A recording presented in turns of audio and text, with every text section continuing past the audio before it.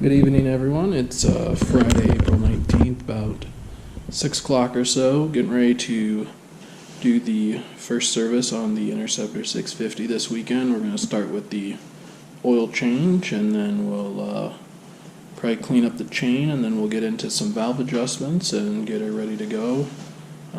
It's been pretty mediocre weather this week, so we're not really missing out on any riding time. This weekend will be pretty decent, but it's going to be pretty windy and low 50s, so I think it's going to be a good weekend to get the maintenance done and get it ready for the summer. So yeah, let's dive in. Obviously, with the oil change, we're going to need some oil. We got 10W50 fully synthetic motorcycle oil there, so we got that. You're going to need an oil pan to catch all the old oil. You're going to need a funnel for the new oil. You're going to want to make sure that you get one of the funnels that are kind of thin at the bottom to be able to fit into the engine to get the new oil in there, so make sure you got kind of a thinner nozzle there. You're going to need an oil filter to put the new oil in. I ordered a 5-pack of the Royal Enfield OEM oil filters. They were probably like, I think it ended up being under $10 a piece, essentially, is what it was. They came from India. There was a lot of confusion online of kind of what fit, what didn't fit. I didn't really have access to some of the ones that fit, so I figured might as well just go OEM. So we got OEM oil filter. Gonna need a socket wrench of some sort and a 13 millimeter socket for that, so we got that to take off the plug that's underneath the bike. I don't know if you're gonna be able to see it. It's kind of right in this area there, so that's what the 13 millimeter is going to be for. And then we got an oil filter wrench to get the old oil filter off. I've tried a couple different ones on my car. This seems to be my favorite, the one that I like the best. You just kind of wrap this piece right here around the old filter, and then you twist. Pretty easy to use, so nice and handy to have around. And then, not completely necessary, but I have a pair of nitrile gloves. That way I don't get oil and crap all over my hands. So I'll set the GoPro up and hopefully get it at a decent angle for you so you can kind of see what's going on. I don't know if I'll be able to do it. I don't really have the best lighting here in the garage, but I'll set it up and we'll see how it turns out. And yeah, let's get started on the oil change. One other thing I forgot to include, you're probably going to want a roll of shop towels. I don't know if we're going to need that many shop towels, but definitely something to have on hand to be able to wipe down some of the oil once you get the old filter off and stuff like that. So yeah, we'll be using those, I'm sure.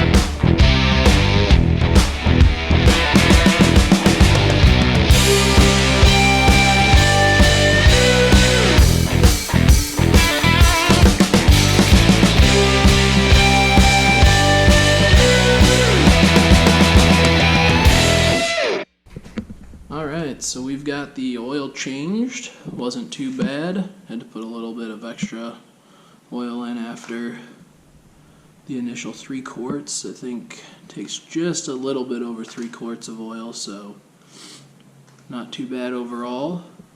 The hardest part was getting the bolt under there off. They definitely had that thing on pretty tight from the factory. I don't know if the video picked it up well, but this is the sight, the oil level measure right here. I'll turn my flashlight on so you can kind of see it. Might have gotten a little too much in there, but it looks like it's just at the max line. So I think we're doing okay there. After, now that we got the oil changed, we're going to move on to the chain. We're going to clean the chain. I took off the back little bit of the license plate here. I'm going to mount the license plate directly to this and not to the plastic piece that I got from the dealership. So we're going to put the license plate back on.